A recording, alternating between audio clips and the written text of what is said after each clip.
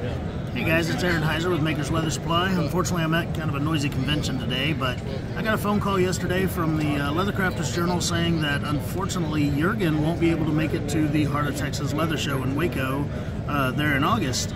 That's a sad thing because Jurgen was going to teach a shoe class. Okay, he had some really great patterns and stuff pulled out for it. Anyway, long story short, the shoe class is changing because now I'm going to have it. So on Thursday the 11th, I believe it is, we will have the shoe class. It'll be an all-day class. Everyone will get to make a pair of shoes that we're going to have lots of different ways to dye them and things like that, and build them. We'll do some piping, some rolled edges. It'll be a really great class for anybody that's been interested in making some of these shoes, or possibly even kind of upping their game from just the standard beginner pattern.